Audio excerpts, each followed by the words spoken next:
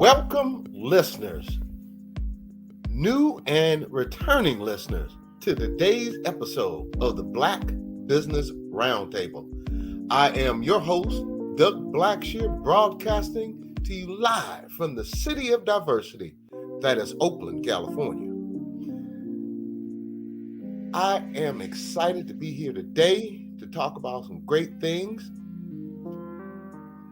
that would definitely include what's going on here in Oakland, California. We are excited to have visiting with us every other Thursday from 4:30 to 5 p.m. Allyssa Victory ESQ, aka Victory's Corner. Today, her focus touches on several issues, including protecting Black women, something near and dear to my heart, and defending our democracy. We also have a story that is not getting any media, but it's going to get some media shine definitely on the Black Business Roundtable.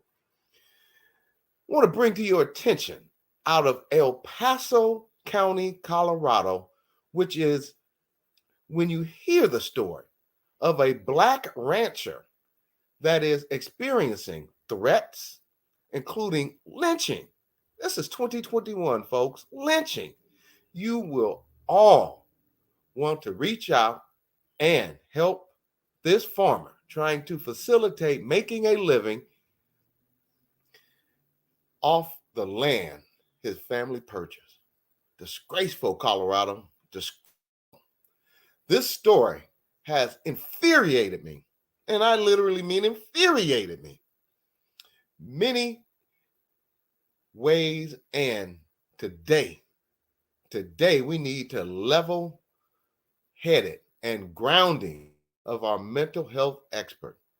I saved that introduction, of course, for my co-host, Dr. Ashley Coleman, Doctor of Psychology, with acknowledging our mental health heading into the later part of January 2023.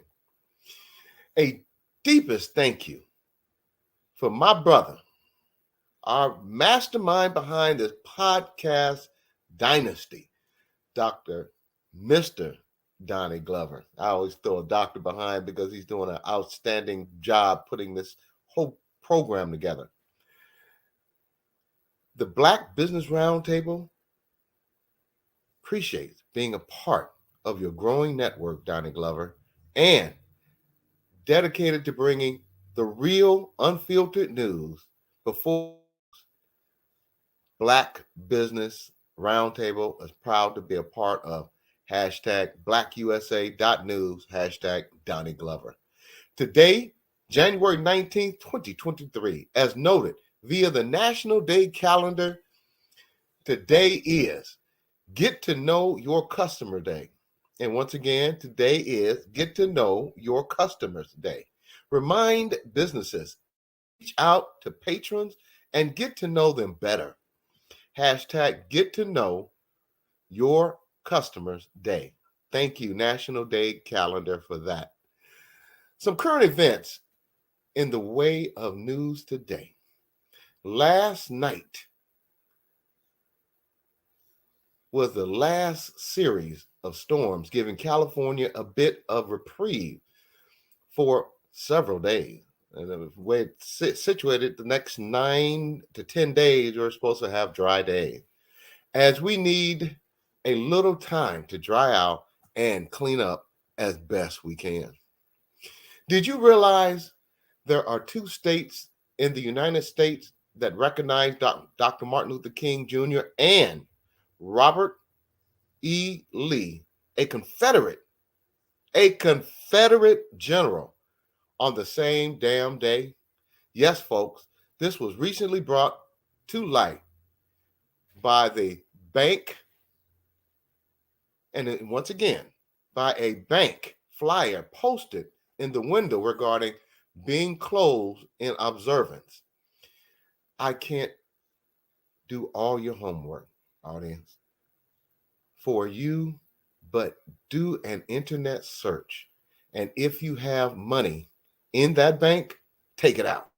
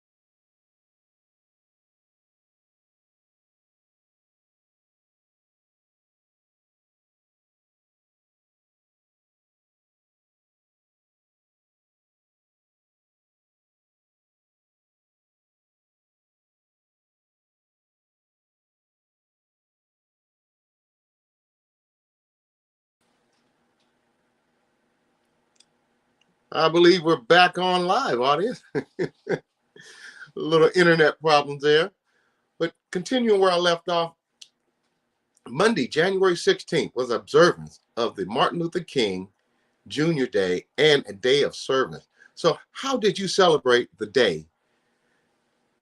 Hashtag Dr. Martin Luther King Jr., hashtag Martin Luther King Jr.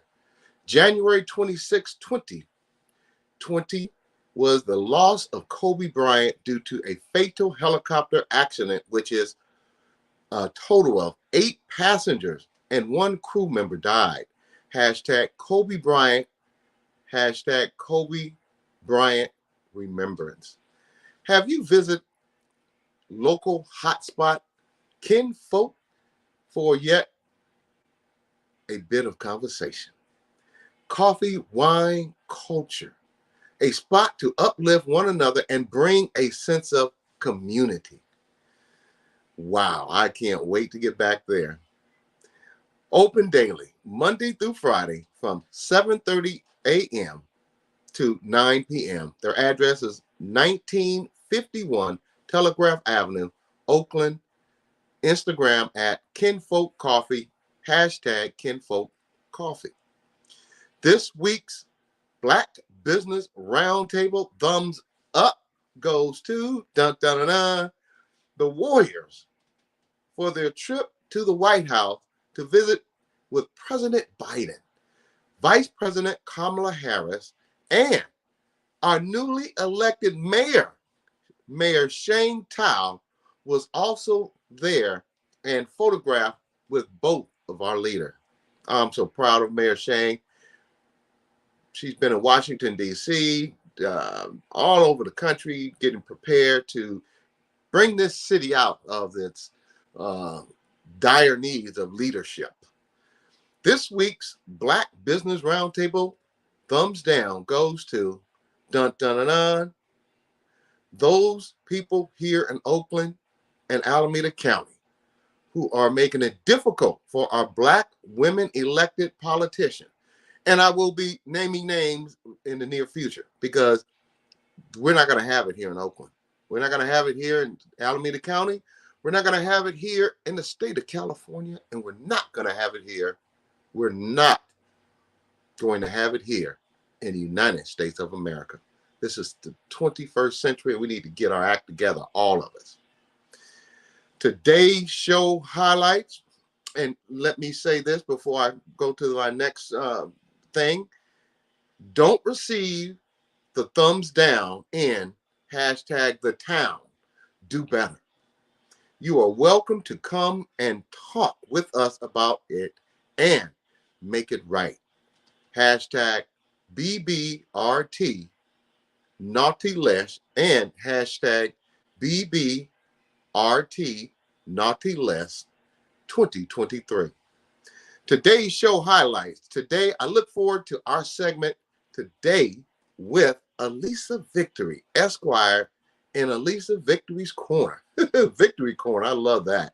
She is covering quite a bit, especially the negative media coverage reporting on locally elected official women of color, harassment and threats they are receiving, current voter suppression of a Dem election, and a current Senate run. Boy, politics can be politics if you don't keep on top of it. And she's going to educate our audience today.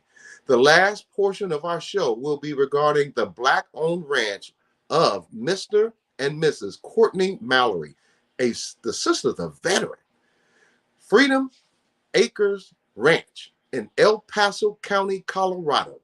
We first spotted comments, and after following those on Instagram, got to the heart of the matter via the GoFundMe account.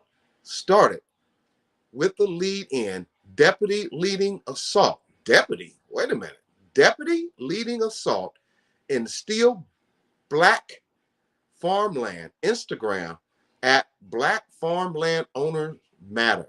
Link to GoFundMe is included in the show online description as a two-part series on this family and their fight to farm.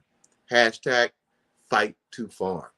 So let's get started this third Thursday of the 2023 year with my co-host joining me shortly, Dr. Ashley Coleman, as we give you the scoop from Oakland right here on the Black Business Roundtable, January 19th, 2023, third show of this new year.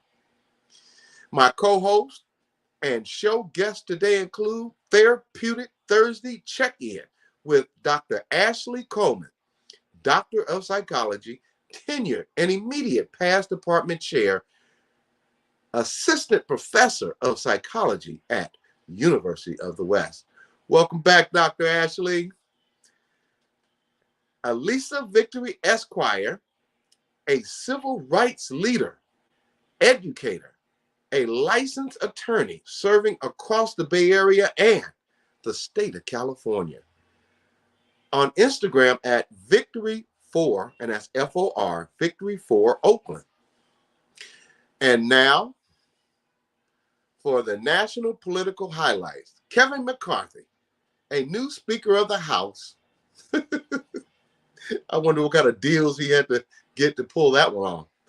The new Speaker of the House, and the news this week that committee assignments have been given to election deniers and also fabricators.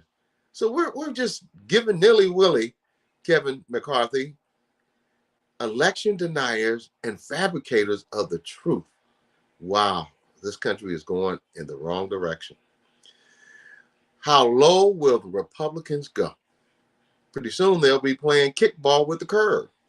Apparently, we have a long downward spiral ahead of us all. And now, for the news of the day, is Dr. Ashley back there to take us away? Uh-oh, better check it out. Audience, we have a show today for you that is designed to really take a look at what is going on politically for our sisters who are being harassed, having to have their own security, etc. We are, I am truly just at the racism the threats that have been hurled, that have been hurled at many of our women politicians.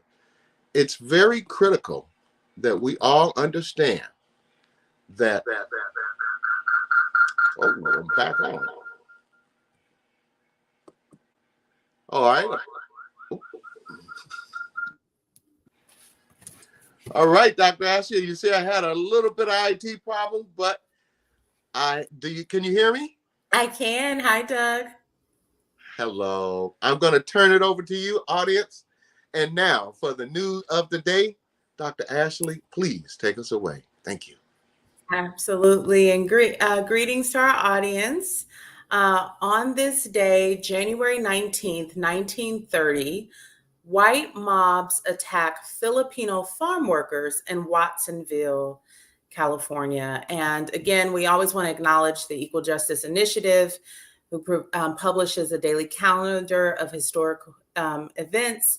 And you can access the calendar by visiting calendar.eji.org. And on the webpage, there actually is a picture of a sign that was posted that says, "Get rid of all Filipinos or we'll burn this town down." So beginning on January 19th, 1930, mobs of upwards of 500 white people roamed Watsonville, California, and the surrounding towns and farms, attacking Filipino farm workers and their property after Filipino men were seen dancing with white women at a newly opened local dance hall. And in the days and weeks before the rioting, politicians and community leaders have ramped up their anti-Filipino rhetoric, calling the farm workers a menace and demanding that Filipino residents be deported so, quote, white people who have inherited this country for themselves and their offspring could live. And a local judge stated, quote, "The worst part of the Filipino man being here is his mixing with young white girls from ages 13 to 17. He gives them silk underwear and makes them pregnant and crowds whites out of jobs in the bargain." Wow. And so initially one mob was turned away from the dance hall by security guards. However, they returned in full force and beat dozens of Filipino workers, farm workers, and the beatings continued elsewhere in the area into the night of January 22nd. And unfortunately, that resulted in the death of Mr. Tobera. No one was ever charged with his murder. And 7 men were also later convicted of rioting, but received either probation or 30 days in jail. And this anti-Filipino violence and rhetoric continued in the state in the months after the Watsonville riots. And so this violence continued in towns like Stockton, Salinas, San Francisco, and San Jose. And in 1933, California enacted a law to prohibit marriages between Filipino and white residents. And again, in 1934, answering in part a longstanding request of California's government, Congress reduced Filipino immigration to the U.S. to just 50 people per year.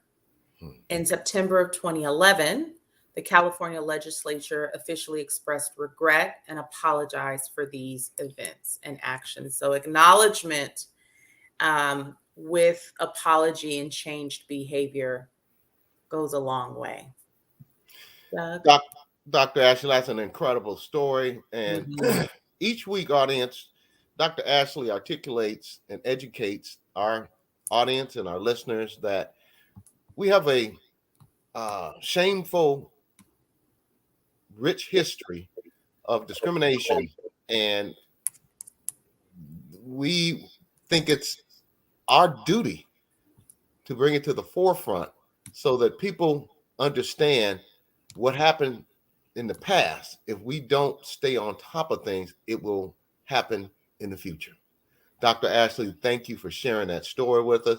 Also, audience, at the end of this segment, we have a story on the Black rancher who's being terrorized down there in Colorado. And it's embarrassing. We talk about basic rights, civil rights. How about human rights? Dr. Ashley, please Can you give us then woosah, Mhm. woosah. Okay, let's check in with our very own Dr. Ashley Coleman, Doctor of Psychology. Thank you, Dr. Ashley. Thank you, Doug, again. And so, welcome to Therapeutic Thursdays. I know that we are again a little more than halfway through the month of January. And so, we have our goals. We talked last week about SMART goals. We have our intentions for the month. And I thought it would be a great time for us also to check out and review the signs of stress and burnout. Often, when we're setting goals and we're being ambitious and we're looking to the finish line, we want this momentum. We can kind of overcommit and not really keep up the self-care necessary for us to be as successful. So I want to just talk a little bit about burnout, stress, some signs, and some responses of what to do. So stress is defined by Lazarus and Volkman, who were researchers at UC Berkeley, as stress is defined as the recognition that what's being asked of us is either going to tax us or overwhelm our internal or external resources. So it's a recognition that we're going to be stretched in at least one or more capacity. And so signs of stress can be here, over engagement, which is one of the first things, is kind of the over committing sign of stress. Recognizing like emotions are running higher than usual, or maybe a shorter response, feeling a little short or a little snappy. Stress can often lead to a loss of energy. And usually we have physical signs of stress. So that could be headache, body tension. You know, we've done for the listeners who have been loyal to us since the beginning of the show. You remember the body scans, and I'll be returning to that. So recognizing tension in the forehead or headaches, grinding of teeth or clenching of jaw, having the shoulders up to the ears, relaxing those shoulders, dropping them, getting up to stretch. Sometimes people feel the tension in their fists, their body kind of gearing up for a fight. This also can be stomach issues. And so these are some of the physical signs of stress. There can be cognitive as well, forgetfulness, spaciness, kind of shorter attention span, apathy. There can be emotional signs, anxiety, numbness, depleted, feeling sad, or okay, so these are some of them. Then I also want to just say relationally, and then I'll go to burnout. Relationally, withdrawn. Maybe you enjoy talking to your partner, but you're coming home from work and you're just like, wait a minute. Ugh, they want to talk to me. Or with children. Children are very excited about their days. They want to let their parents know up to a certain age, right? What they did, what they learned, what they made.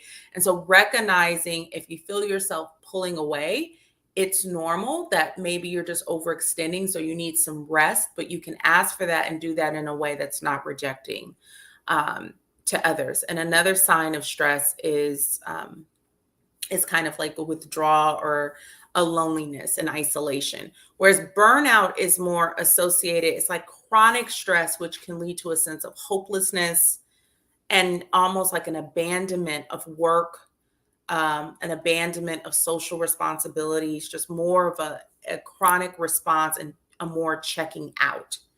And so these can be work related, feeling like you have little or no control over work, less motivation. When we don't get the proper recognition, we don't do things often for the applause, but over time, it's nice to feel appreciated and to know and get feedback from your employers or your colleagues that what you do matters, or from your family. So a lack of recognition or rewards, feeling unclear or feeling overwhelmed at work, too many demands. We know with the layoffs, a lot of teams are looking differently. And so people are being asked to often do multiple jobs for the same compensation.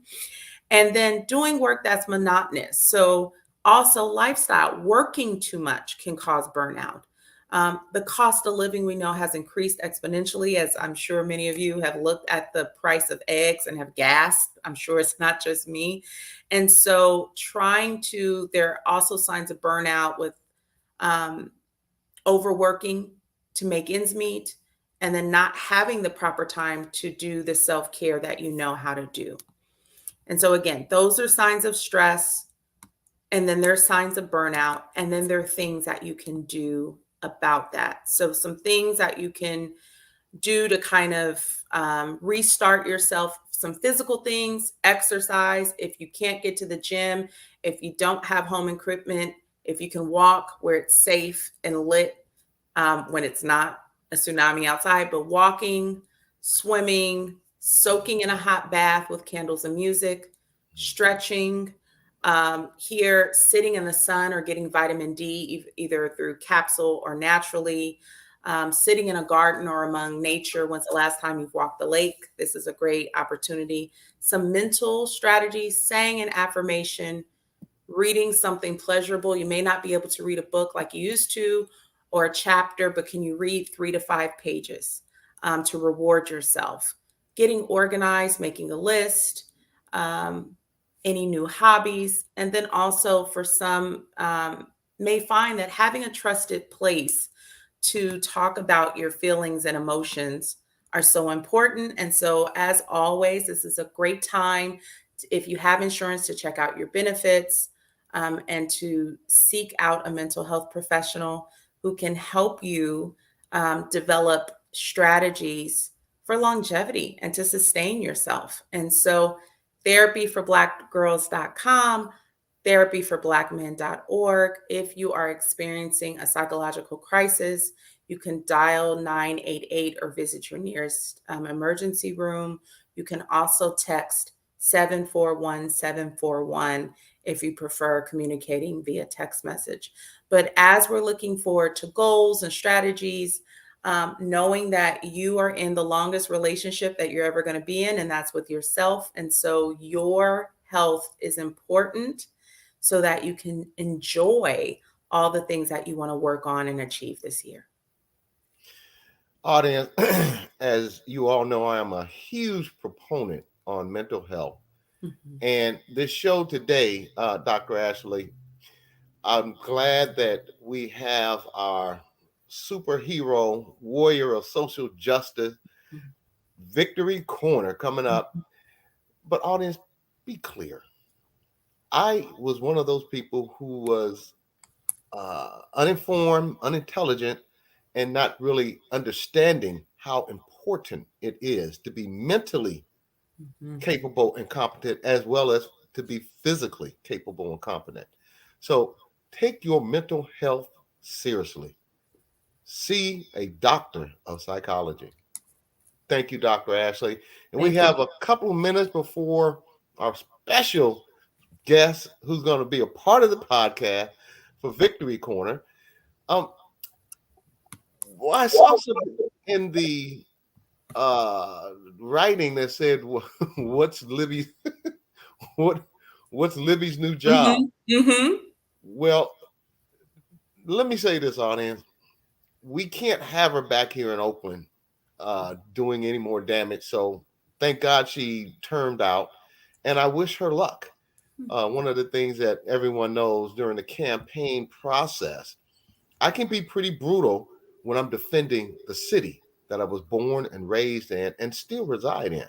So let's move forward and get our special guest on the show to inform us in Victory Corner and what's going on with our sisters, not just here in Oakland and the county, because I understand they're trying to recall Pamela Price, just won the election for district attorney, made a historic win there. Carol Fife and many others. So let's not delay this process any longer. Audience, let's bring her on. The woman who has, with $30,000, outdid some of the candidates who had up to $300,000, a grassroots fighter, Allyssa Victory. Hey, Allyssa. Good evening. Can y'all hear me okay? Yes, we can. Can you read this outstanding woman's bio so our audience can get a flavor of the information that she's going to be sending our way? Thank you. Absolutely, it's my pleasure. Friend of the show, Allyssa Victory ESQ is a civil rights leader, educator, and licensed attorney serving across the Bay Area and state of California. She holds a Bachelor of Arts with honors in ethnic studies and a minor in Black studies, as well as a JD concentrated in government law. She currently practices in policing and labor law and is an elected ADEM delegate to the CA Democratic Party for Assembly District 18. And Allyssa is currently running for another term for ADEM 18 as candidate number 12. Welcome back, Allyssa. We're so happy to have you with us. Thank you. Good evening to you both. Thank you for having me. Thank you to everyone who is tuning in and who will watch later to Victory's Corner. I'll be here around twice a month, sharing some perspectives, some thoughts and reflections on local politics. I reside in Oakland, so we'll be focused a lot on things happening in our NorCal region. Allyssa, let's dive right into it and turn this over to you. You have the floor for your segment, Victory's Corner. And thank you for the teaser of your discussion today. You noted protecting Black women and defending our democracy and touching on media and the negative reporting of District Attorney Pamela Price. Please share your thoughts with our audience and hold no words back, because when you come after our sisters, I take that personal, and you know this. Thank you. Thank you. Well, first I want to give a shout out to the African Black Coalition, the largest Black student network in the state of California, who just hosted its 20th annual conference, the first time it was out of California, hosted by University of Nevada, Las Vegas. It was a great weekend to celebrate MLK's legacy, to also serve in his honor, to serve in different capacities of providing hygiene kits, serving our unhoused, providing cooked meals and hot food. And it was a beautiful weekend. And coming off of that, I was really disappointed, disgusted to see a lot of attacks around our Black women elected officials. Those include District Attorney Pamela Price, seeing that we also have local media already starting to have negative light and characterizations of her leadership, of the changes that she is making. I want to be clear that this woman ran on reform and on change, and it's going to be uncomfortable for some people to change the status quo, to shift how we see prosecution done, how we see leadership in this office, how we see this office interacting with the public and even with defendants in the criminal justice system. And that was very intentional in her public platform. And every time she spoke in public forums and in debates, she was clear that she wanted to make, really dramatic changes, because there's so much disparity, there's so much injustice that is happening in our system right now. And so to see her actually execute those changes, it shouldn't be a surprise. That's what electeds should do, to be accountable to themselves and the platform they ran on, as well as to the public that elected them on that platform.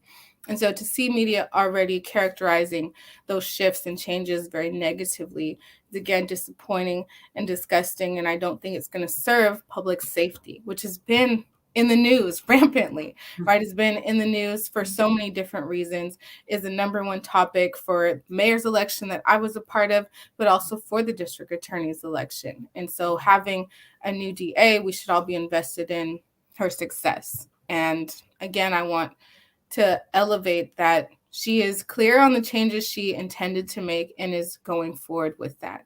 And that was what she was elected to do. Real quick, you were on her transition team, as well as some powerful other players who, Ray Bobbitt, I believe he was on the transition team, and a few other. Can you share with our audience? I'm going off script now because we have some time today. We want to clean. We want to make sure that Oakland and Alameda County, the state of California, and nationally, we start rallying behind our sisters who were elected by the people, but being destroyed by some of our own people in our own community. So what are some of the things that you believe, that you see, that she's being faced with, challenged on, and share with our audience how how we can get involved and make sure that she knows we support her, because there's some powerful people out there, both against Mayor Shang Tao and Madam DA Pamela Price. We need to start nipping this in the bud and lay it on the table and giving names. And I don't have a problem with giving somebody a name and a label. Thank you. Well, yes, I'm very honored to be a member of DA Price's transition team as a community representative, as also a criminal justice attorney who works in district attorney accountability throughout the state. I want to remind people that we have 58 counties in California. Each one has its own district attorney. Pamela Price has now become one of three out of 58 who are Black women. She is one of even fewer who are ran on a progressive platform of reform, of change, of justice done right, and again was elected by the people of this community to do that. Some of the hurdles she faces are certainly the public perception, the way that media is characterizing it, that these are changes that some people may have never seen, certainly not in our own county, that again may be uncomfortable, that people may be unsure, but we're clear that the current system is not working, has failed people, especially Black women, people who look like me, especially people who are immigrants, people who are formerly incarcerated when they're returning, do not have access to housing, to employment, to support services, to stop recidivism, which is the rate of people returning to jails and prison. We have a crisis of even our youth, Black and brown, being overly incarcerated, being taken out of our schools and put into these systems of incarceration. And so again, the status quo is not working. A lot of people are scared of change, but we have to have change. Because again, what we're doing right now is not sustainable. It's not fiscally responsible. It's not morally responsible. And so she's facing a lot of hurdles. I think again, the perception of people having some fear, some hesitation around what change is going to look like, what it will produce. And again, of Black women being in leadership. A Black woman has never held this position in our county. And again, is one of only 3 in our entire state. There has not ever been a Black face that people are used to seeing on this side of the courtroom, on this side of justice. And people have to still have a long way to go to trust Black women in leadership, trust Black women in politics, especially Black women that are running on progressive platforms, that are running to change the way that we are doing things and want to make really bold moves. And a lot of folks are used to incremental things, and sometimes it takes a really, really large, really bold actions to make the real impact that we need, and not just lip service and small incremental change. But I think she is facing some hurdles, but there's also a lot of support. Again, voters supported her and put her in office.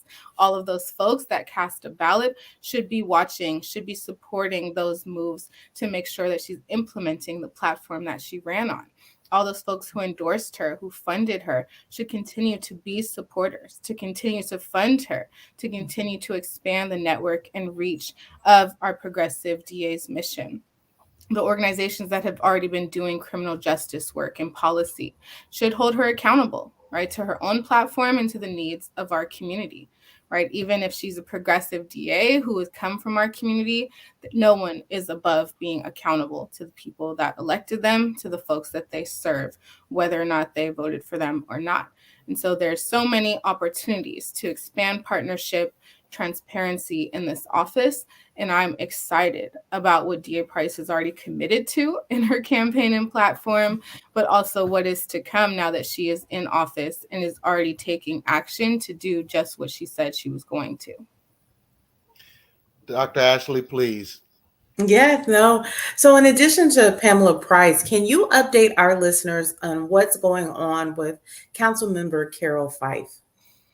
Yes. I encourage you all to look at Councilmember Fife's page in her own newsletter, in her own words, what is happening. But she has released and made public different emails phone records, voicemails, and text and social media posts that were targeted at her. Some of them are extremely violent, extremely vulgar and obscene, and are making threats against her safety, against her well-being, against her as a woman and as a Black woman. Some of these messages are targeting her work to provide housing justice and criminal justice in our city. Again, I am disgusted and just disheartened by some of the recent conduct that I see connecting to even DA Price, that both Carol Fife and Pamela Price are, again, Black women who both ran on very clear platforms of wanting to bring change. Pamela Price was clear on upsetting the status quo of inequity, of over-incarceration, of over-policing in our city, in our county. And Carol Fife was also clear on having a very strong platform for housing justice, of housing for poor people and for tenants. She came from tenants' rights organizations. She also came from movements like Moms for Housing in Oakland, where Black mothers who were unhoused were taking over vacant property and ended up becoming owners of those properties and having the rights to do what they wanted to make actual homes and community space for other women like them. Councilmember Fife is the only council member that I have seen put out a comprehensive plan to end homelessness, not to manage it, not to maintain it, but to end homelessness, end our crisis in the city, who has a full pamphlet that lays out her plan and her vision that she canvasses and make sure that the public and her constituents know what her plan and her vision is and how they can support that. So again, women who were elected on very clear platforms of change, who are doing exactly what they were elected on, are now being attacked. They're being obstructed from enacting those policies and those changes. And they're being targeted, right, as women, as Black people, and as folks that want to make this change. And so it's very sick, and I support all of our Black women leaders. I support our electeds in being protected, being safe, being able to do their jobs, not having to focus on protecting themselves to get to their meetings and to do the day-to-day work in their districts or for this city or for this county. All of that is counterproductive to all of us as residents, as people whose public dollars fund these offices and these elected officials, right? So I want them to succeed. I want them to thrive. I want them to be respected. And I want people to be held accountable for some of the negative attacks against them and for some of the lies and also, the definite harassment that we're seeing. And this is not new. This is not just happening in 2023 or even last year. This has happened, throughout history of Black women trying to break into politics and into spaces where we're severely underrepresented. That gendered and racialized attacks always seem to take hold and are used to undercut the actual work we're doing for the public at large. And so I, again, want people to really look at what is happening, and when Black women are reporting these issues, to believe them, to support them, to help have a resolution that's going to work for them, but also for the public that is being served by them. And we want our DA to be successful. We want our council member who is in charge of the district with the most homelessness, with the most people living in encampments, to have a successful housing policy and plan. We don't want them to have to take time from work to deal with these personal attacks, with attacks against their safety and their own well-being. Allyssa, Doug, if I may, so as a Black woman, and, we have the Malcolm X quote that the most disrespected, again, human in the country and this planet is the Black woman. How does this impact you? So I want to get your personal, so you are, it's clear, a supporter of DA Price, a supporter of Council Member Fife, and also are acknowledging the need for accountability to hold them accountable to their platforms. But let's just talk about being a Black woman in leadership. So how does this impact you?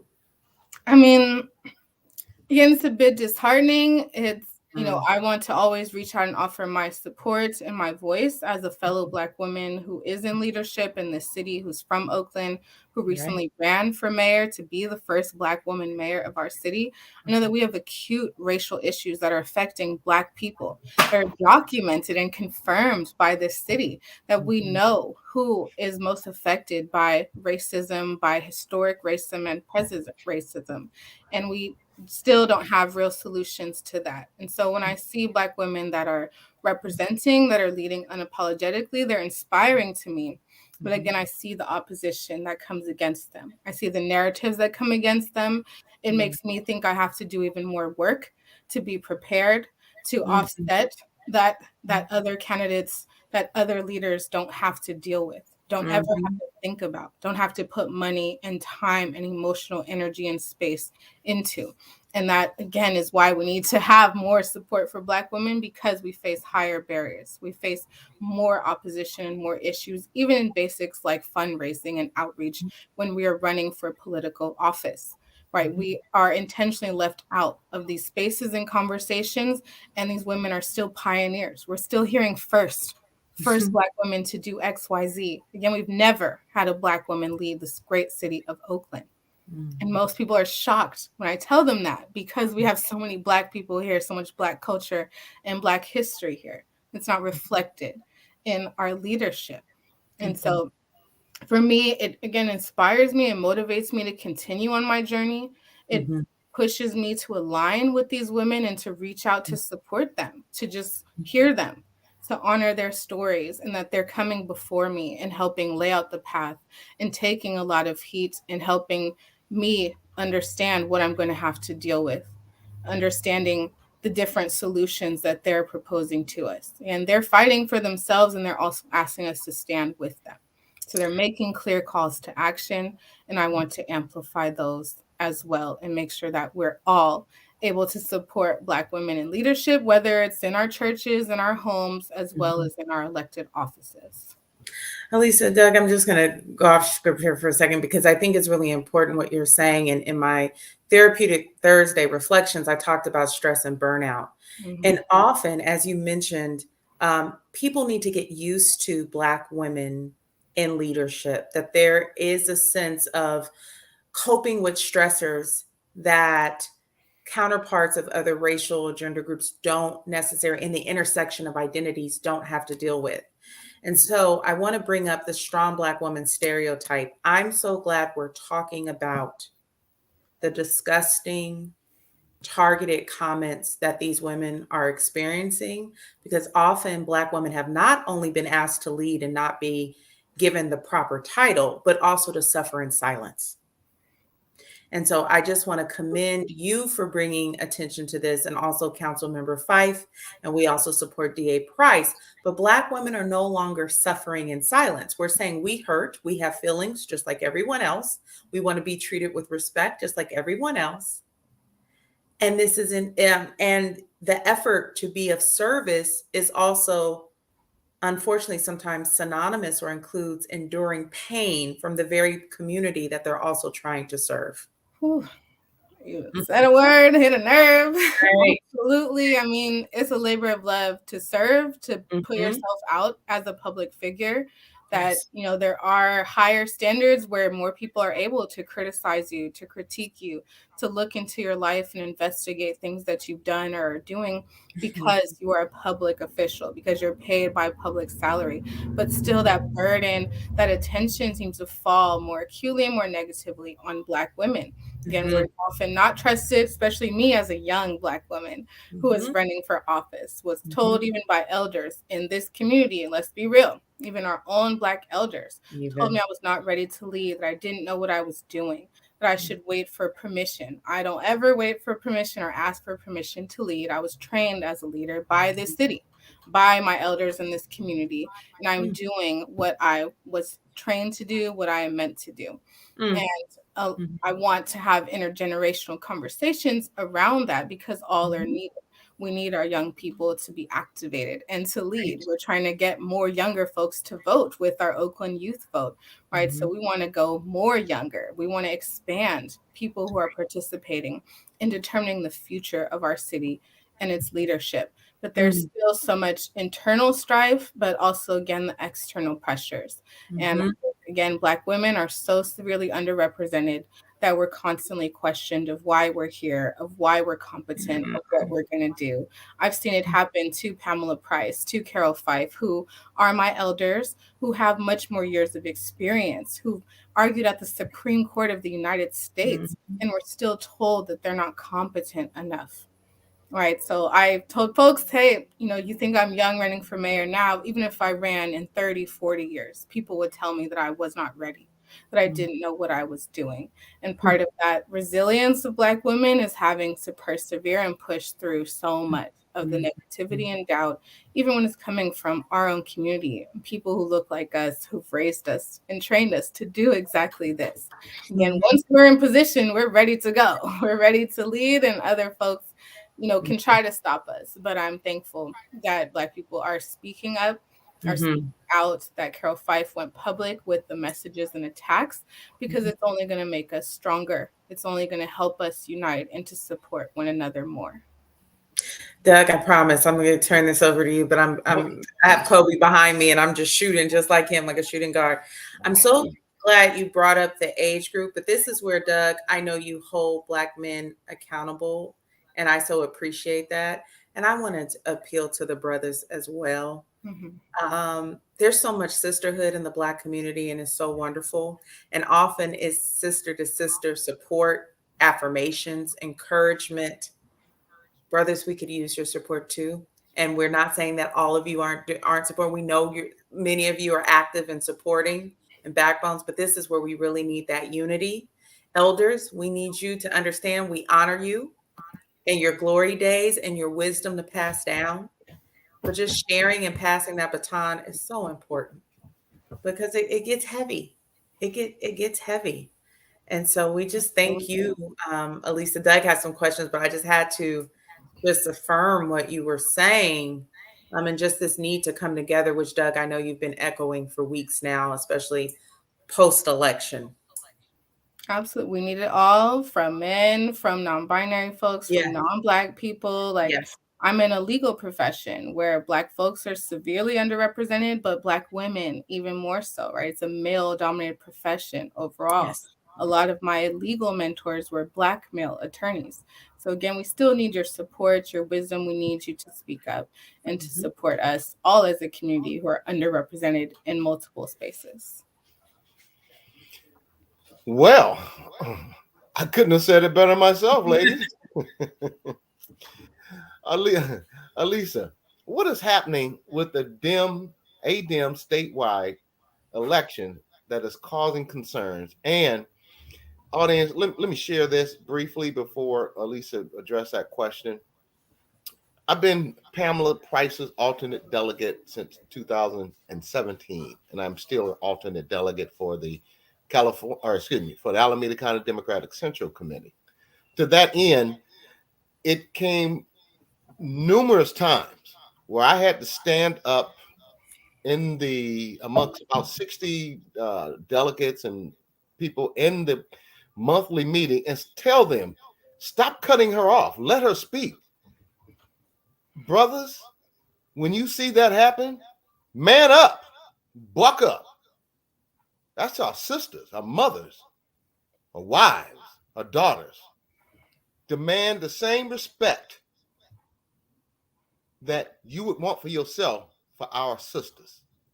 On that note, please, once again, the question: what is happening with the ADEM statewide election that is causing concern? Thank you, Allyssa. Thank you. I would say everything is a concern with this election, and it seems to be cyclical. I am currently an ADEM delegate elected for Assembly District 18. 2 years ago, that included Oakland, Alameda, and San Leandro. Now with redistricting, the district is Oakland, Alameda, and Emeryville. And these elections happen every 2 years. They're internal to the Democratic Party and run by the Democratic Party staff.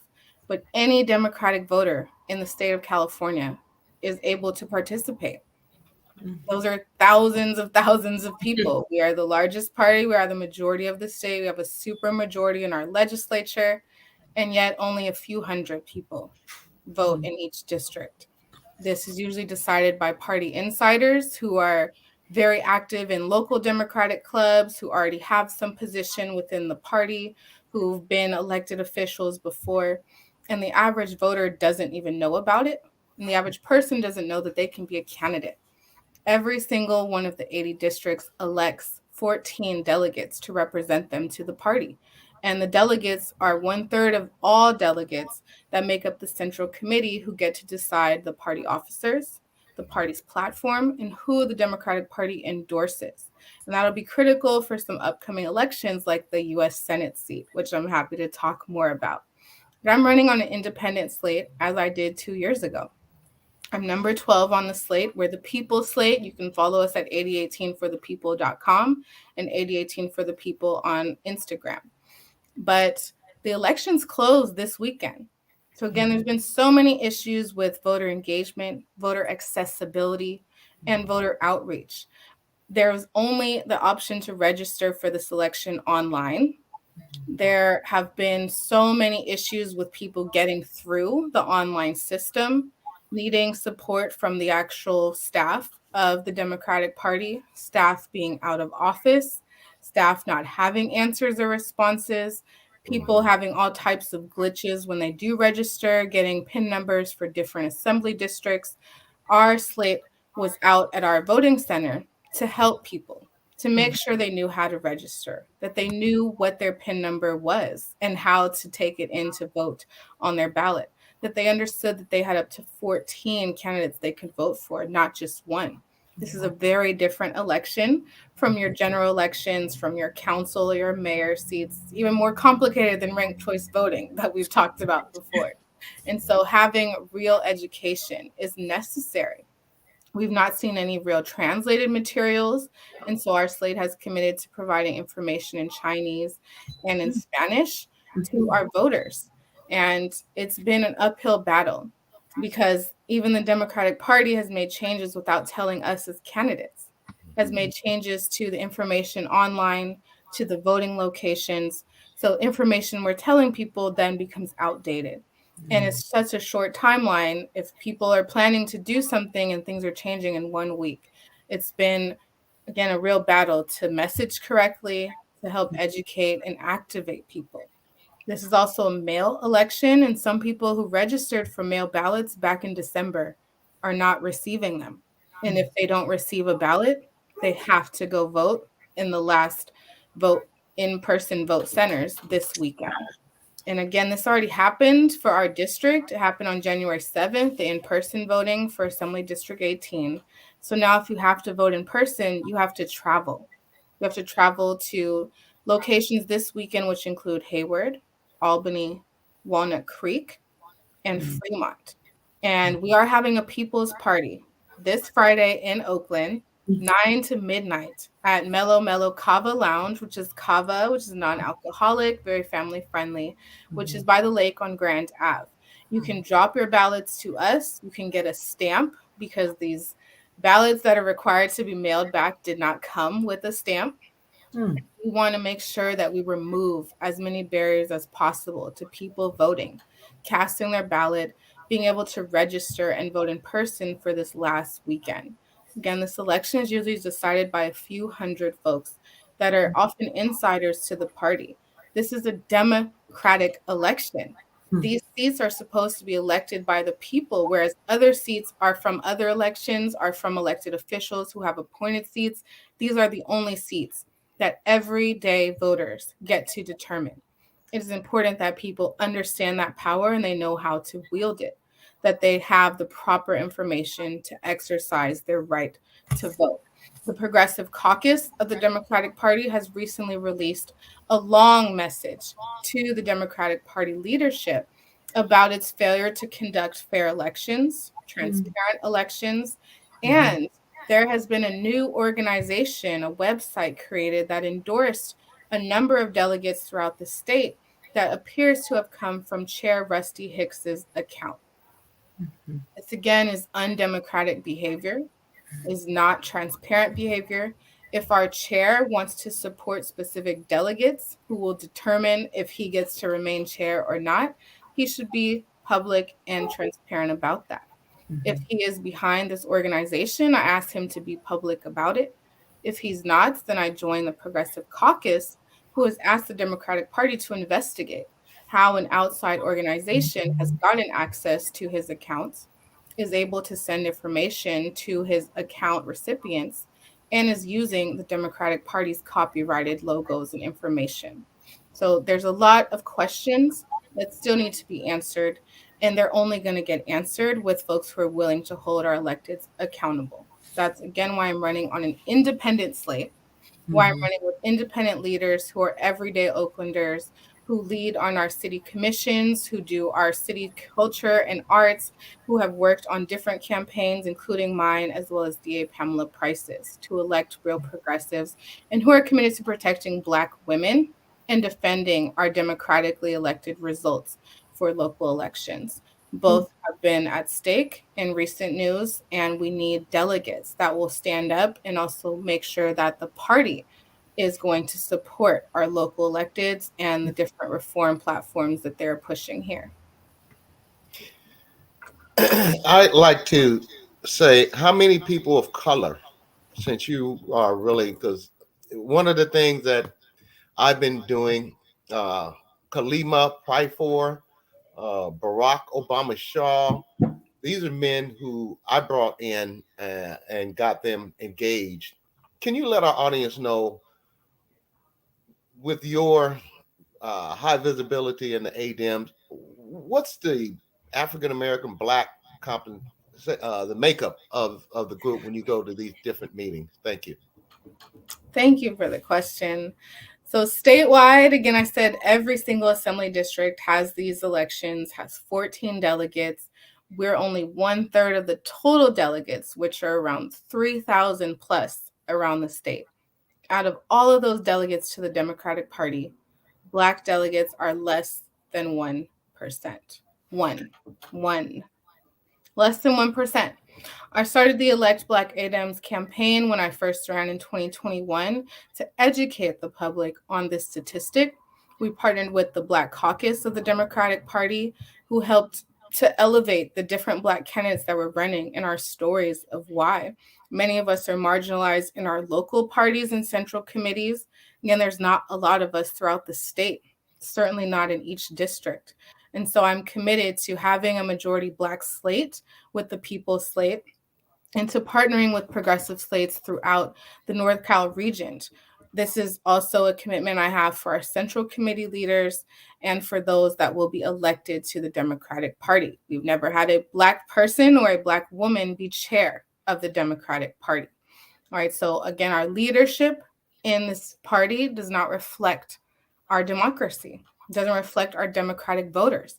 Black people nationally are most likely to cast their ballot for Democratic candidates. Again, they say Black women are the backbone of this party because we're the most consistent and loyal voters. Yet we're not in any positions of power to make any decisions.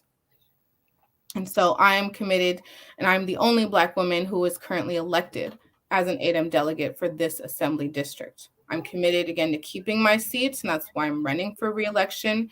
That's why I'm running with an independent People's Slate that is majority Black and includes folks like Kalima Pryforce, who was just elected to Emeryville City Council. That it's important that our voices are at the table, are able to make these decisions, and that we are in the leadership of the party that already has so many Black community members as its voters.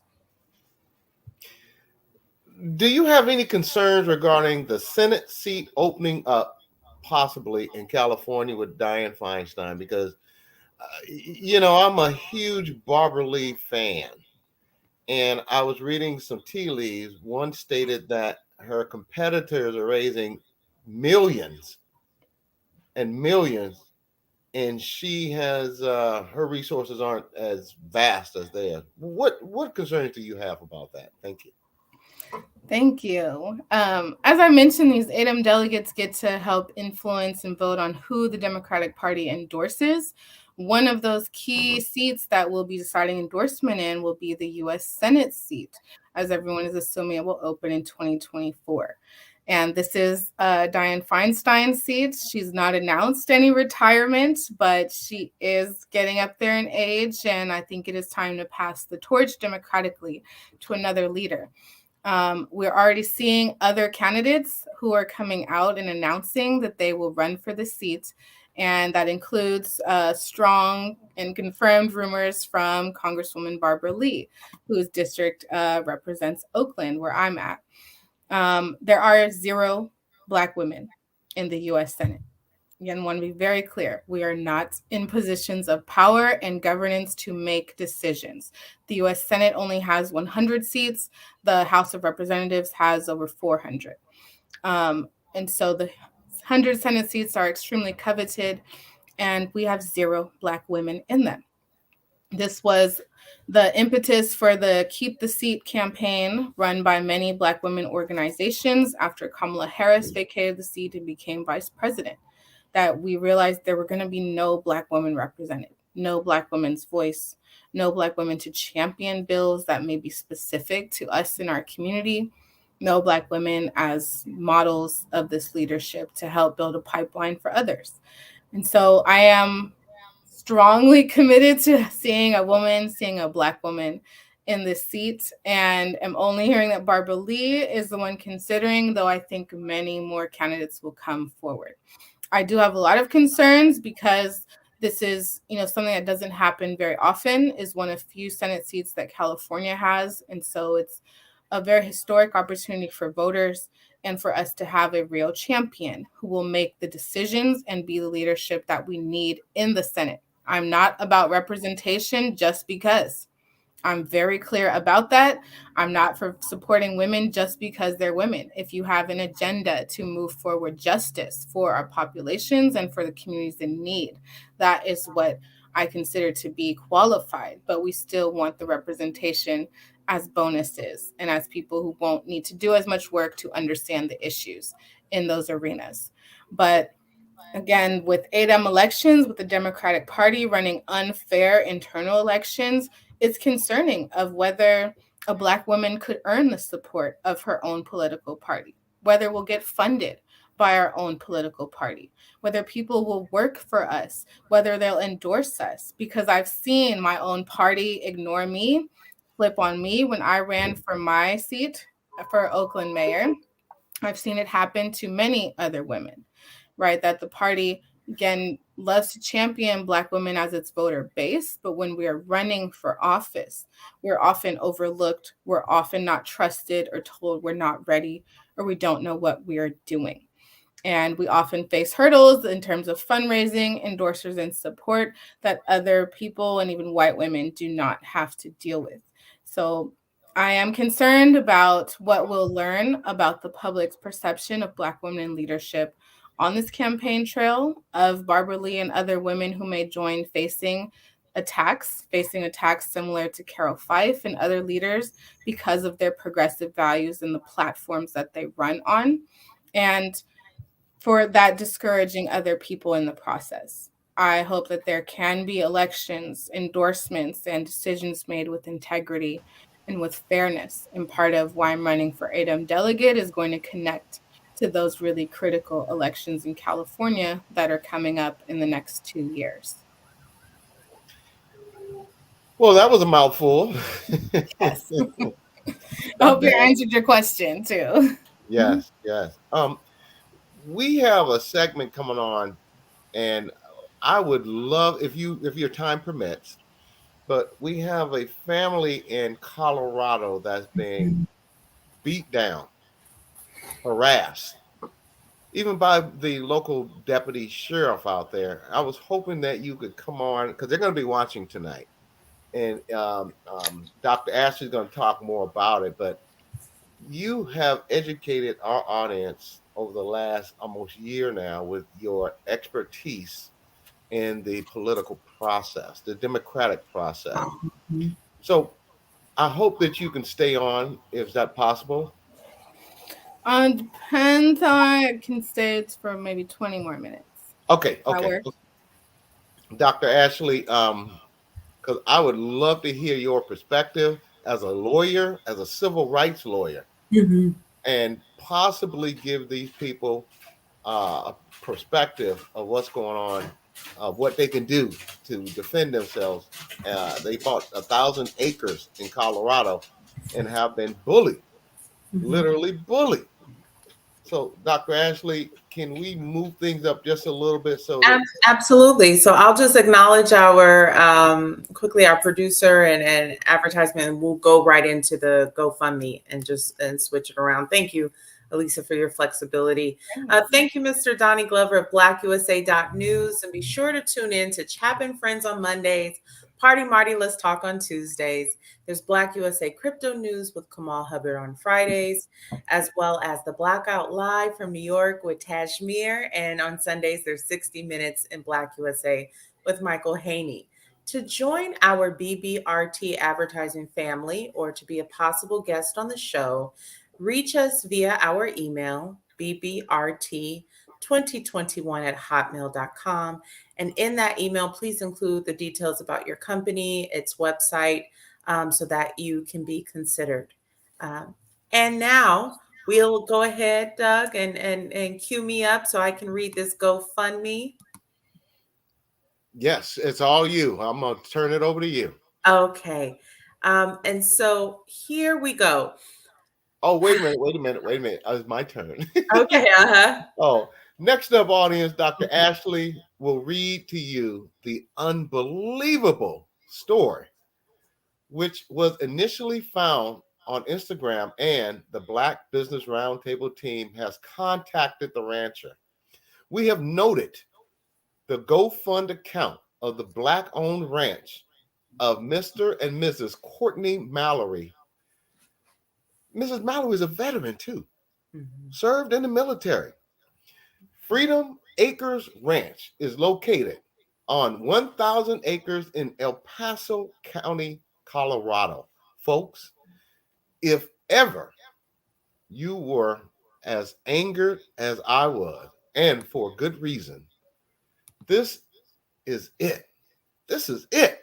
But we need Dr. Ashley to read a part of the story here today.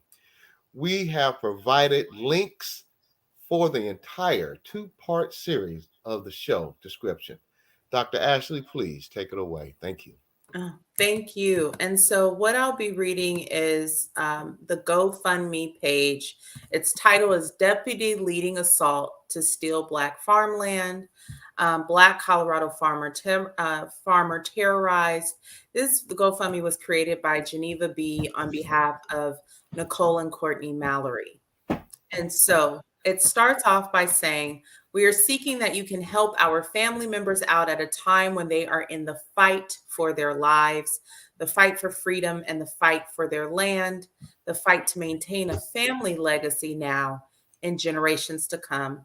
They are fighting to farm while Black in America. A Black couple rebuilt their lives after losing everything in a hurricane.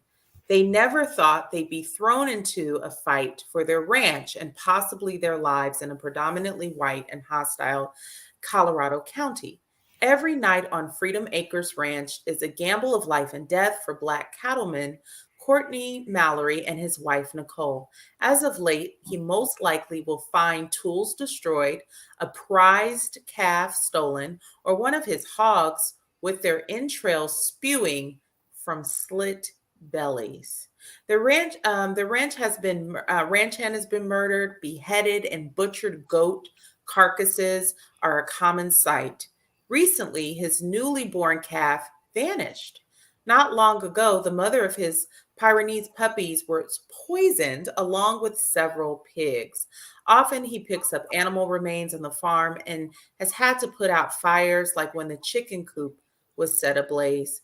To make the situation more tenuous, the Mallory's fence has been damaged over 10 times. Frequently, they must replace surveillance equipment after they see strangers pointing a device toward their cameras, which ends up jamming them and taking out the signal.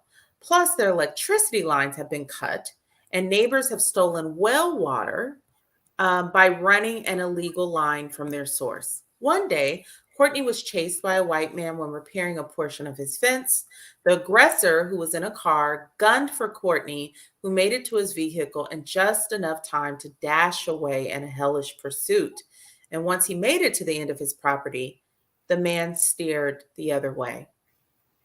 On another evening, Nicole was followed by a white woman who almost ran her car off the road, then put on high beams and pulled out what looked like a gun. And the confrontation was exceptionally unnerving because Nicole was returning from a church function with her visiting nieces and nephews.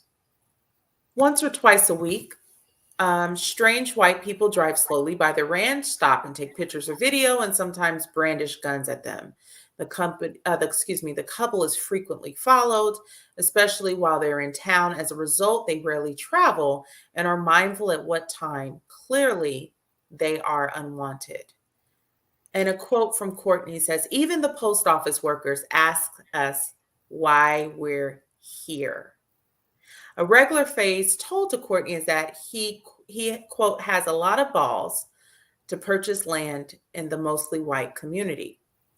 Courtney also details that what puts him on edge is that everyone knows them and how they look, but we don't know them. And this is just some of the reports of terror that the Houston transplant says his family has experienced since the purchase of a 1,000-acre ranch in El Paso County, Colorado in August 2020. And Courtney Mallory alleges he and his wife have been the target again of community members who want them off the land. And he says, again, it's like I'm being tormented for doing God's work. Mallory, who is exhausted because his family has not slept for months, from keeping night watches, and again, added to the everyday toil of keeping an active ranch, they are constantly repairing the damage done on and to the ranch.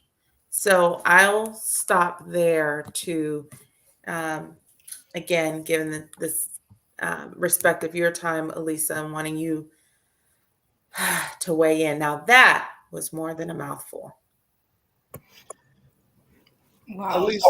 Allyssa, I'm not a lawyer, but it seems like the government, local government, county or state, there should be somebody who can help these people, because this is the 21st century and this stuff is still going on. This sounds like something you would hear back in the 18 and 1900s. What advice can you give these people? And we're going to blast this out to make sure that we get as much exposure on this story as needed so that they can have a safe, harmonious life in Colorado. This is Colorado. You ought to be shaming yourself. Shame, shame, shame. Thank you, Allyssa. Wow.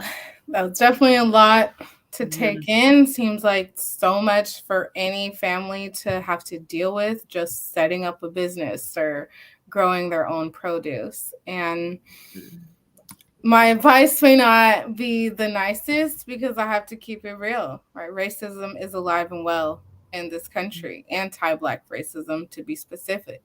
You use the term terrorism, and it sounds like some of that terrorism is from the neighbors itself as civil terror, but it also sounds like it may be state terror, that some law enforcement and local leadership is involved in this or is aware and has received reports and is doing nothing to intervene or to provide any services to this family.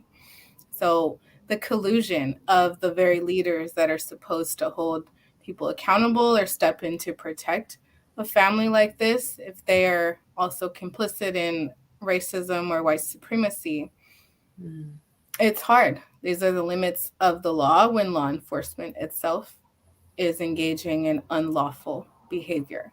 Usually you have to go up a whole level of state oversight, federal oversight, if there's no one at the local level willing to do their jobs, willing to enforce the law and people's civil rights protections against this type of behavior, against property damage, against theft, against harassment and racial terrorism.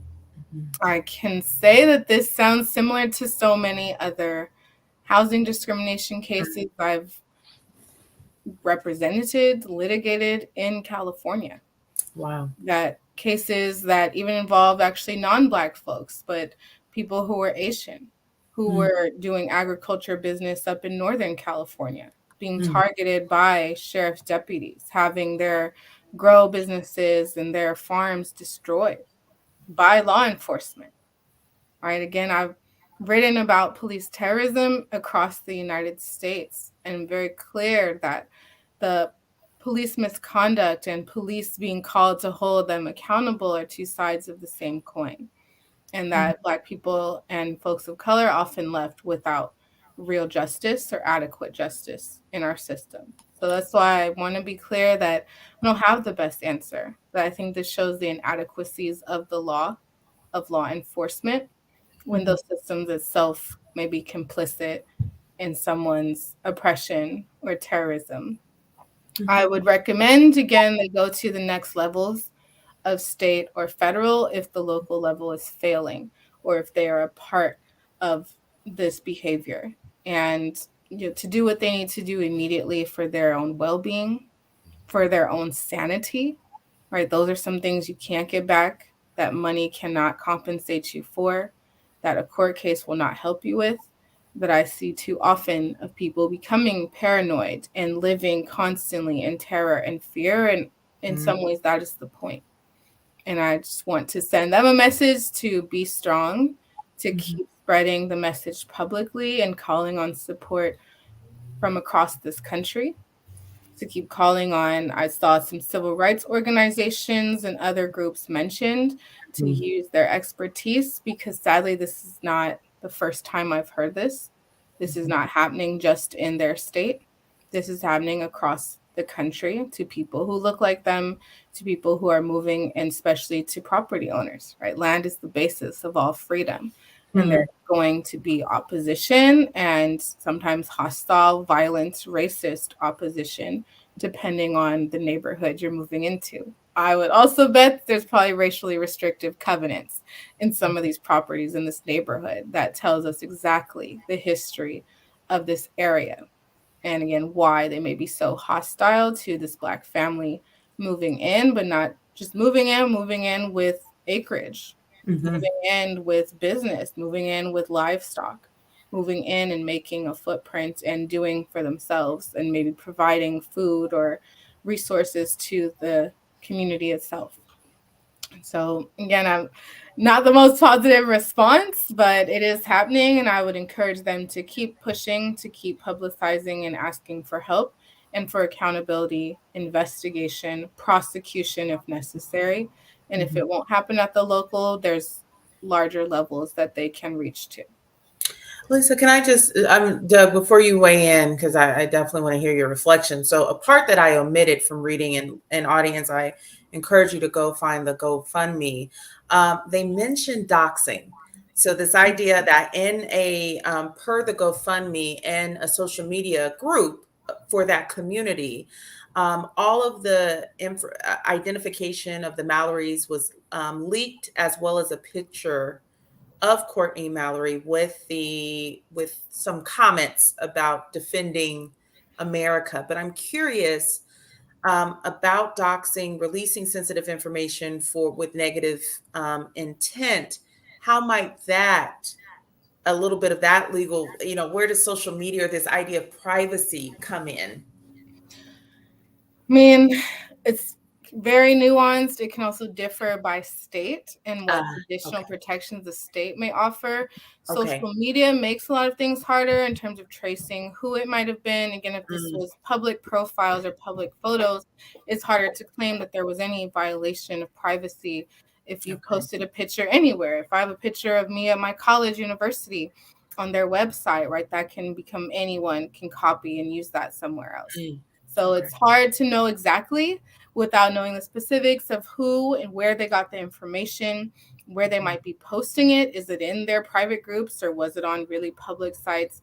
And the content, right? We have First Amendment and free speech. It does not protect hate speech, violent speech, calls to violent actions. So there's always just looking at the specific facts of, how far away is the person? Could they actually inflict harm? Were they calling for something immediate to be done? What actually did happen as a result of these posts? Again, I stand with them and knowing that it's still terrorizing to post your information, to post it in some of these hate sites or pages, to again be open to any type of comments or attacks from people you've never met. You don't know where they are.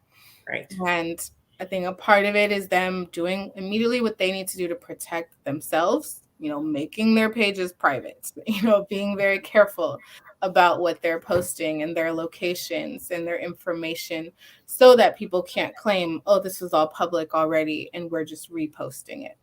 So again, I would take a look at, some of the immediate things they can do about protecting themselves, their well-being, their personal safety. I don't really like a lot of surveillance, but it sounds like a lot of acreage. You might want to have cameras to at least document what is happening. I always tell people in the law, it doesn't matter what has happened. It's what you can prove. Right. It's what you can prove to someone who's never met you, who's never physically been to your home or that city, what you can prove to someone who's looking from the outside in that has happened. And that's not always a fair standard, but that's the legal system that we have right now. But I would take some immediate non-legal steps to just protect their own privacy, their information, their mental health, and their well-being. Because I know it can be stressful, and even going to court and pursuing restraining orders or other types of resources can still be stressful. Right. Yes. Still burden falls on folks that are victimized. Again, our legal system is not perfect for many of these reasons. Thank you, Doug. And I'm sitting here on the edge of my seat and in awe. That's why it's so important, audience, that you vote. You get out there and you'll go to a concert, you'll go take a cruise. It only takes a few minutes to vote. And this is what happens when certain segments of the population refuses to want to be progressive, move forward, think worldly. I've been through Colorado when I used to drive trucks. And one of the things when I used to go through Montana, Idaho, it was bad back then. But to hear this now, this is horrific. Allyssa, we want to thank you for chiming in. And I know you said 20 minutes, so I got my hand on my watch going. Okay, she said 20 minutes. I don't want to mess up Victory's corner. Ooh, got a few more meetings, but yeah, I'm happy to just weigh in again, sending love to the family, and just hope they, take care of their immediate needs while pursuing whatever recourse accountability measures are available. But thank you all for having me. Thank you, Love, for BRT. And I'll be back in 2 weeks to share some more thoughts and reflections with you all. Awesome. Thank you so much. We look forward to your return. Thanks. Thank you. Dr. Ashley, this is something horrific. We girl, I'm trying, I get angry, so I'm Why don't you give some perspective on the mental side of this, what this family must be going through and how they can keep mental, because you can win anything if you stay strong mentally. And they're watching today. So what advice can you give them that will keep their psyche together? Because, they just moved from one location to this location, bought 1,000 acres. And on top of that, this woman, because I saw one of the comments said he fought for his country. No, the woman was in the military. She fought for her country. So give our audience, and listening to Allyssa Victory, this is something that is not uncommon, happening all across the nation. How Black people or any person could keep their psyche and deal with this Mhm. in a civilized way. Thank you. Yes, well, I think Allyssa really laid it out in talking about how land has often been is the cornerstone of freedom. And so I first want to acknowledge the Mallorys for achieving their dream of being able to purchase 1,000 acres, and that they had a vision. So it starts off with their dream, and we all can relate to that. And then this idea that their very dream um, is being threatened, in addition to what it sounds like their well-being. And so there's a term that we use in psychology, and also um, is used in legal field, but gang stalking. So it's basically when someone believes that they're being followed or stalked and harassed by a large number of people. And then this feeling of being stalked, of course, is unnerving. There's a sense of security that's lost and safety.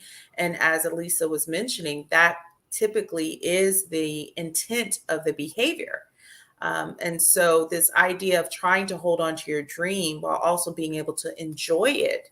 So, I would say, first and foremost, by telling their story, you're soliciting support. So, through the organizations, through the community organizations, through, again, um, whether it's at the local level, the federal level, wherever you find safety, getting that support.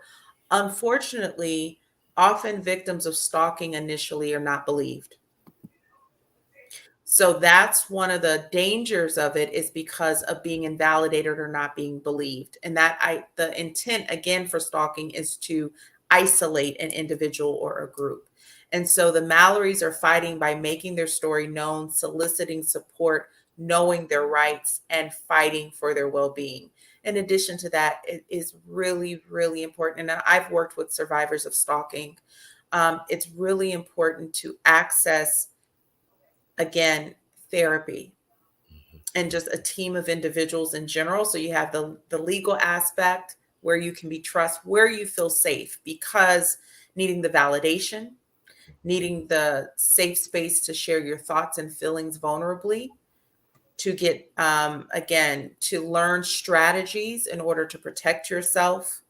And you may not be able to control other people, but there is a sphere of control that you do have.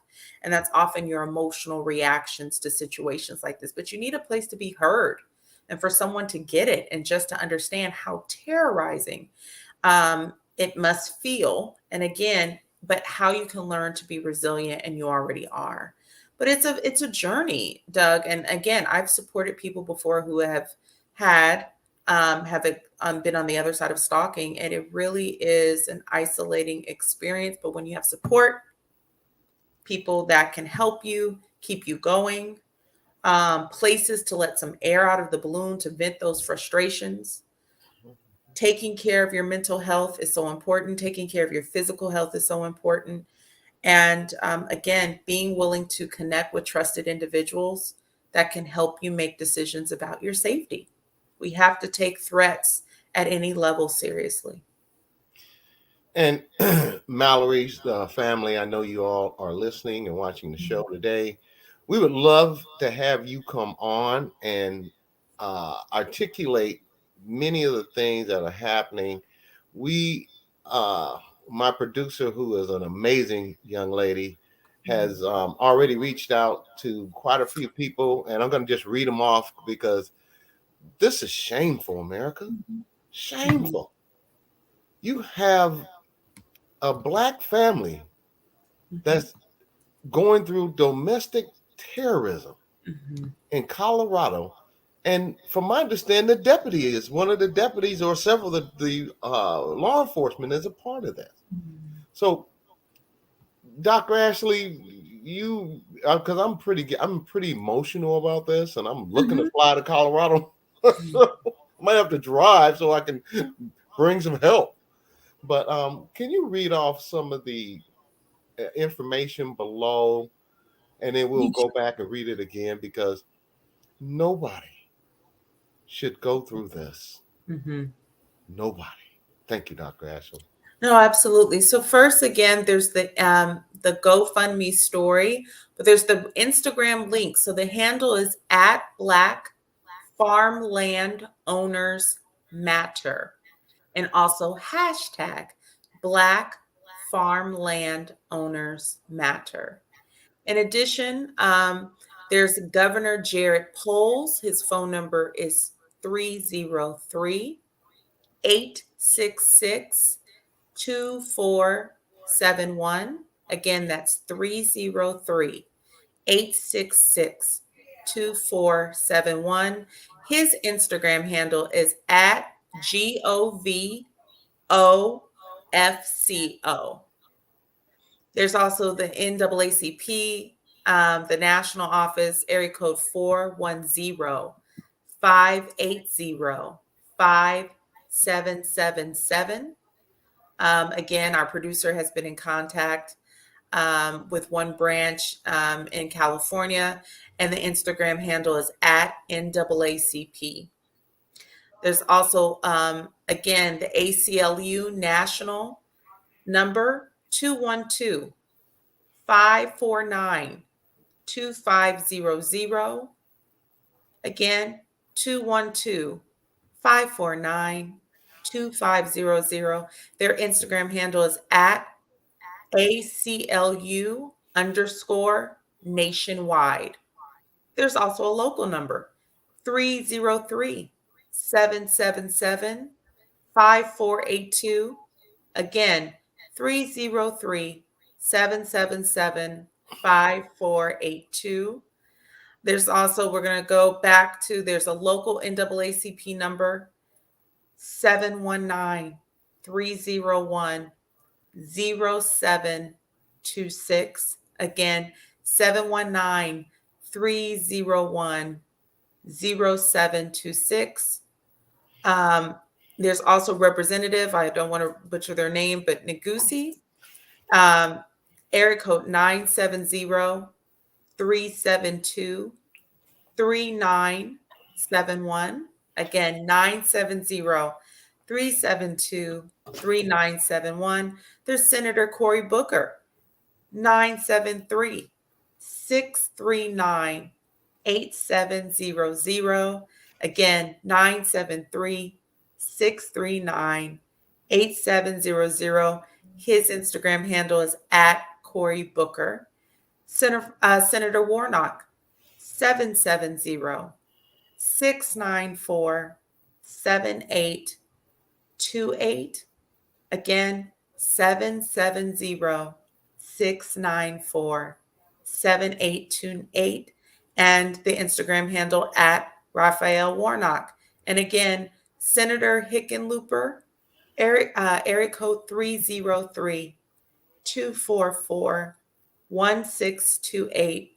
Again, 303 244 1628. Instagram handle at Senator Hick. And so, what we want to do, as always, we're going to post the links again in our show description, links to the articles. I read a snippet of it, and as well as the GoFundMe page. But the same way that we want to always encourage our audience to vote, this is another way, again, where we talk about holding elected officials accountable. So advocating for the underrepresented, please let your voice be heard. Dr. Ashley, once again, America and those who are watching the show today, please contact these representatives, the NAACP, the ACLU, national and local. We've given out the numbers. Mm-hmm. Share this podcast with friends and family across this country. We need to nip things in the bud like this, because this could have happened to me. This could happen to Dr. Ashley, and this could also happen to you. We must fight for our right to be free, own our own land, cultivate it like other people, like other Americans. We're all Americans. please, let's help these folks out so that they can have the life, the peace in their life that they deserve. And specifically, this woman has fought for her country. This woman has fought for her country, and now she's fighting in the state that she lives in for her land. So let's pull our powers together and let's get on this phone and let's make some calls, send email. Let's get this, as brothers say, let's get this cracking. Mm-hmm. Dr. Ashley, what are your thoughts? And let's talk. I mean, we're looking at what happened with the Mallory family. Mm-hmm. What kind of psychopath? And I'm asking you to dig deep into your war chest. What type of psychopath would deranged person on your best analysis would do these dastardly things? Because it doesn't sound like there being any kind of a reap havoc on their community. And from my understanding, during the pandemic, they fed many of the people who are harassing them now. So can you give the Mallory some kind of insight on the psychological part, if you can, of the people who are doing this, and how one might be able to articulate to these types of people who are perpetrating this terror? And that's what it is, domestic terrorism. Mm-hmm. Thank you, Dr. Ashley. Sure. So I've never met any of these individuals, but what I will say, Doug, is it's not far-fetched in human nature to be entitled. And so just because, unfortunately, you receive from someone doesn't mean that you respect them. I work as a therapist. I see individuals and I see couples, and I've done this for years. And you know, one of the things that I realize is that sometimes you can like, respect, and care for someone. Sometimes you just like and respect their hand, meaning what they can do for you. And unfortunately, entitlement is a disease that is pervasive throughout this country, the belief that one has a right to decide what someone does or does not deserve. And from a distance, again, of not having any personal interaction, but just based off of what I read, and if the account is there has been a decision that the Mallorys, how dare they have the audacity to dream big and carry out their dream. To purchase this land, to cultivate it, to be able to do this wherever they decided to do this without permission. Because again, entitlement indicates that someone believes that they have the right to dictate the behavior of other people. And we understand, Doug, that we're only a couple decades removed, but not even really. We still have Driving While Black in Texas with Michael Thrash. So we still have in this country the idea of needing permission or freedom papers as to why Blacks are deciding what to do and exercising their autonomy. And so I think what the Mallorys unfortunately are encountering is a very, as Allyssa Victory said, a very alive and well racist mindset of how dare you not hear and you can't. And so because they couldn't necessarily block the purchase, the next thing is to block someone's enjoyment of the purchase to then hope that they induce them to flee. Malcolm X or Martin Luther King? Audience, let's be clear here. Malcolm X said it very clear. Through any means necessary. Martin Luther King wanted to sing and praise, and hopefully things would change. We have a situation here in Colorado that I humbly ask that anyone and everyone who can hear this podcast today, reach out, make phone calls, get involved, because that's what part of the Black business is all about. Reaching out and helping all people enjoy the freedoms of America. Thank you, Dr. Ashley. Looks like we might be closing out early today because I have to take a deep breath. Yeah. This is yes. I'm not. I don't have my stress. I should have got it today, but I'm baffled and stunned and really want our audience to get involved and help our fellow Americans enjoy what's the and reap what they're trying to sow in Colorado on their 1,000 acres. And let's get involved and make this happen. As we close it out early, Dr. Ashley, you want to oh my God, I couldn't even imagine going through that. Well, Doug, we have on a smaller scale, and what brings to mind is my grandfather and my grandmother, Dorethel and George Coleman, who were the third Black family to live on Kalmar in the Oakland Piedmont area. And my grandfather intelligently, as a survival skill in the 1950s, would transition from driving home, would put on a chauffeur's cap to avoid being stopped by Oakland police on his way home. Because how dare a Black man in a new Cadillac be living off a Kalmar in the Oakland Piedmont area? And so even though it wasn't 1,000 acres, it was still that entitlement and the limited mindset of what a Black man and woman should or could have. And so this is what comes to mind. So I join you in my outrage for what's happening in Colorado. Unfortunately, as Allyssa said earlier, it's always been on the victim, and I like to say the survivor, to advocate to not be terrorized.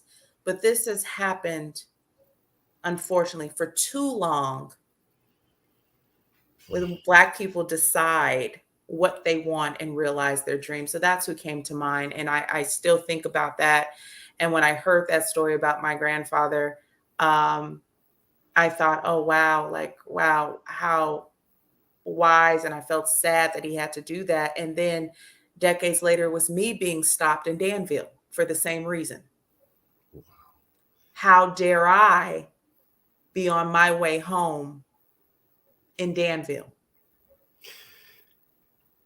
Let me ask you something. Is that grandfather Metters or on your dad's side? No, that's on my father's side. Okay, because I know your grandfather. Yeah, that's on my father's and he side. had a Cadillac. Yeah, he did, and that's what. So those are the survival skills that we shouldn't have to use. But he knew how to outsmart and get them accustomed to letting him pass by to make it home to his family. And so again, audience, it does hit home. And so I too, after this show, will be sighing. So we feel it. We feel the collective frustration, the outrage. All of the emotions are valid. And so my hope again, and my appeal to the Mallorys this evening, if you're tuning in, as Doug has said, we support you, and so does our audience. But we hope that you, in the moments where you can, where it's safe for you to do so, just let out some air. Sometimes it's encouraging music, sometimes it's prayer, sometimes it's a good, nice kickboxing to let it out. But however you can let it out so that you can fight another day. Audience, read more on your own via an internet search. Black Farmers, Paso County, Colorado, or links on our show description. Story Reference Credit, ARK, ARK, Republic.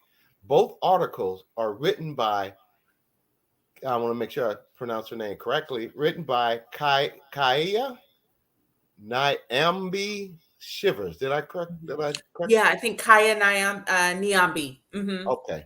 January 16th, 2023, and January 17th, 2023, ARK Republic. And the articles, I believe, are below on the screen. Dr. Ashley, can you close us out? Because this, you know what? I might have to have a strong cocktail because Malcolm X looking pretty good right now.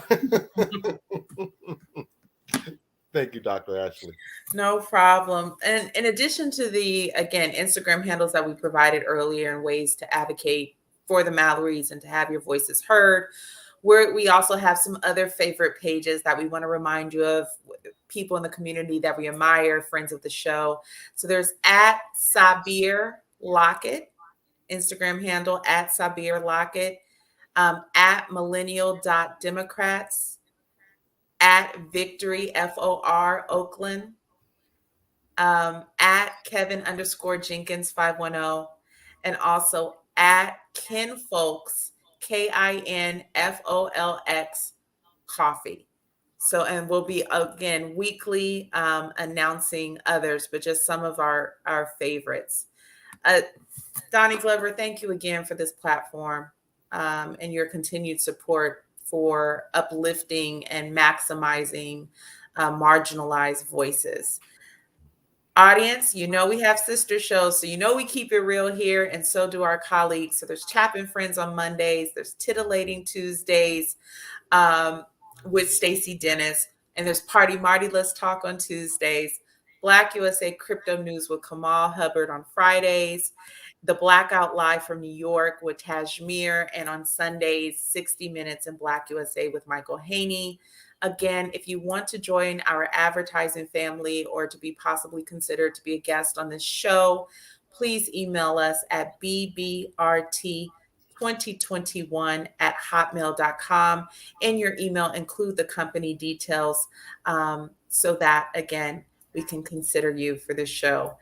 As well as the shows I listed, there are also a number of shows that Mr. Doni Glover himself hosts. So there's BlackUSA.News Morning Show, The Doni Glover Show, People Over Politics, Political Cipher, Date 'em All Sis, Community Connections, Resources, and Gardening. There's the Robert Report, Shared Space, Frontline News, Troy Rawlings Show, and the Beverly Smith Show. Please stay tuned as new programming is added regularly. As we mentioned, some of the things that we are keeping our eyes on, as always, hashtag Stand with Carlton of Raleigh, NC 2022, as well as hashtag Driving While Black, Michael Thrash, Taylor County, TX. And it seems like there's an update that there will be a new trial date on February 27th, 2023. So we'll be keeping you posted on that. Doug? Audience, thank you. Listeners, thank you for joining us today. We return next Thursday, January 26th, with Emeryville, California Council member Kalima Pryforth and Amos White, author and environmental executive and climate evangelist. We look forward to seeing you every Thursday at 4 p.m. Pacific Standard Time on the Black USA.News Network on YouTube and Facebook. Thank you, audience, for tuning in. And remember, together we can listen, we can learn, and we can share, because I know you care. This is Doug Blacksher and Dr. Ashley Coleman of the Black Business Roundtable. God bless and good night. See you next week.